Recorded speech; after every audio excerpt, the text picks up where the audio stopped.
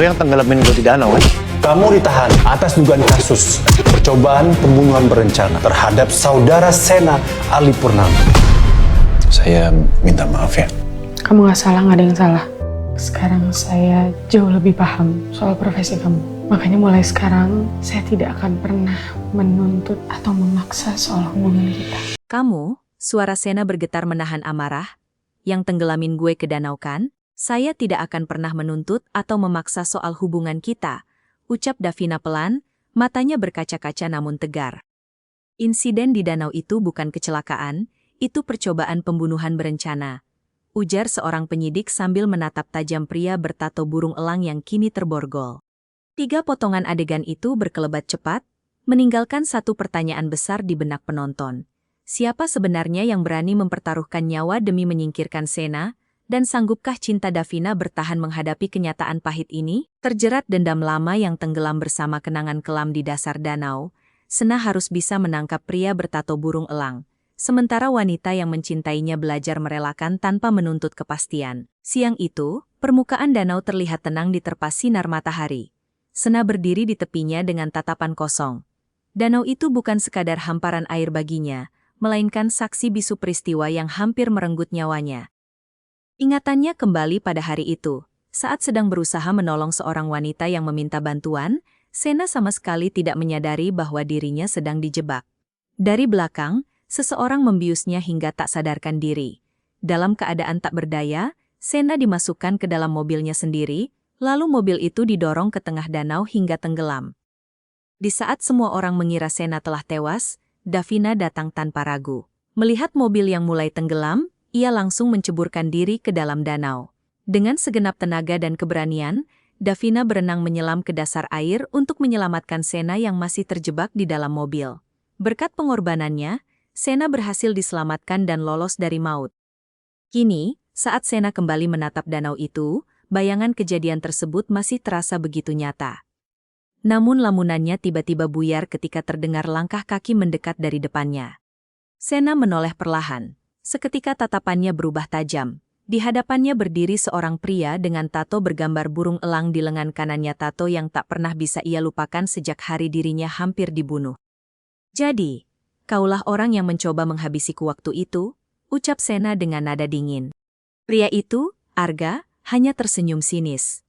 "Kupikir kau sudah tidak akan pernah keluar hidup-hidup dari dasar danau itu." Sena mengepalkan tangannya. Setelah sekian lama mencari jawaban, akhirnya dalang di balik percobaan pembunuhan terhadap dirinya kini berdiri tepat di hadapannya. Tanpa aba-aba, Arga melayangkan pukulan pertama. Sena menghindar sigap, membalas dengan gerakan tegas yang menunjukkan ia bukan sekadar orang biasa.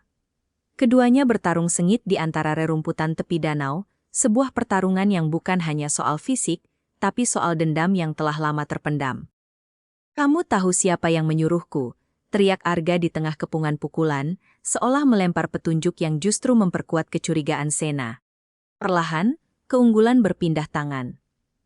Sena berhasil menjatuhkan dan melumpuhkan Arga, menahannya di tanah basah tepi danau. Tak lama, sirene mendekat. Tim yang telah bersiaga sejak awal segera bergerak mengamankan situasi. Arga resmi ditangkap atas dugaan percobaan pembunuhan berencana terhadap saudara Sena, sebuah kasus lama yang akhirnya menemukan titik terang. Dendam yang tenggelam bertahun-tahun, akhirnya naik ke permukaan. Malam harinya, proses hukum terhadap Arga mulai berjalan. Namun alih-alih merasa lega, Sena justru dipenuhi rasa bersalah.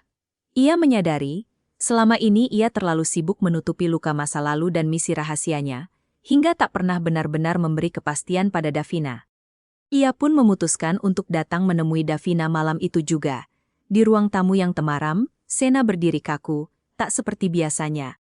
"Davina, saya minta maaf," ucapnya pelan, menahan diri dari getar suaranya sendiri. "Saya tahu selama ini kamu menunggu kejelasan dari saya, tapi saya malah membuat kamu ikut terseret dalam bahaya yang seharusnya cuma jadi tanggung jawab saya sendiri." Davina terdiam sejenak, menatap pria di hadapannya dengan tatapan yang jauh lebih tenang dari yang Sena kira. "Sena," Davina memulai, suaranya lembut namun mantap, "saya nggak butuh kamu minta maaf terus-terusan. Yang saya butuh, saya udah mulai ngerti." Ia menghela napas pelan, lalu melanjutkan, Matanya mulai berkaca namun tak sedikit pun goyah. Saya sekarang paham, kenapa selama ini kamu sering menghindar kalau saya tanya soal masa lalu kamu. Saya paham, risiko yang kamu pikul itu nggak main-main. Sena menatapnya, tak menyangka respons itu datang dengan begitu dewasa. Davina melanjutkan, kali ini dengan nada yang lebih tegas sekaligus tulus. Makanya mulai sekarang, saya tidak akan pernah menuntut atau memaksa soal hubungan kita. Saya cuma mau ada di sisi kamu, sejauh yang kamu bisa kasih. Nggak lebih. Hening sejenak menyelimuti ruangan. Sena menatap Davina lama, seolah baru menyadari betapa besar hati wanita di hadapannya. Sebuah mikrokonflik kecil pun mencair suasana. Davina berpura-pura merajuk soal Sena yang lupa, mentraktirnya makan malam sejak insiden itu, membuat keduanya akhirnya tertawa kecil di tengah momen yang tadinya berat. Keikhlasan tanpa tuntutan, keberanian tanpa jaminan, begitulah cinta keduanya diuji. Malam semakin larut. Setelah Sena pamit pulang, Davina duduk sendirian di ruang tamu, menatap kosong ke arah pintu yang baru saja tertutup. Suara langkah kaki Sena yang menjauh masih terngiang, namun kehangatan percakapan mereka tadi perlahan memudar, digantikan oleh sunyi yang terasa asing. Di satu sisi, ia merasa lega. Arga sudah ditangkap, ancaman langsung terhadap Sena tampak telah diatasi, dan untuk pertama kalinya sejak insiden itu, Sena bisa duduk berhadapan dengannya tanpa harus menyembunyikan luka di balik senyum tipis yang biasa ia tunjukkan. Namun di sisi lain, sebuah kegelisahan baru mulai menyelinap di benaknya. Davina teringat, tepat sebelum Sena pamit, ponsel prianya itu bergetar singkat. Sena sempat membaca pesan itu dengan raut wajah yang berubah dalam sepersekian detik, dari tenang menjadi waspada, sebelum buru-buru memasukkan kembali ponselnya ke saku dan berkata, "Nggak apa-apa, cuma dari kantor." Davina tahu, itu bukan sekadar pesan dari kantor. Ia teringat pula, dalam proses interogasi malam itu, penyidik sempat berbisik satu nama kepada Sena, bisikan singkat yang seharusnya tak terdengar olehnya, namun cukup jelas membuat wajah Sena berubah pucat seketika.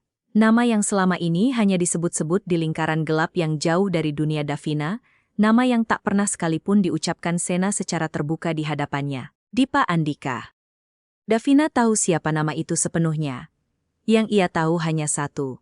Setiap kali nama itu disebut, orang-orang di sekitar Sena, entah Dion, entah Reza, seketika berubah waspada, seolah menyimpan sesuatu yang jauh lebih besar dari sekadar kasus Arga. Ia menghela napas panjang, menyandarkan tubuhnya ke sofa.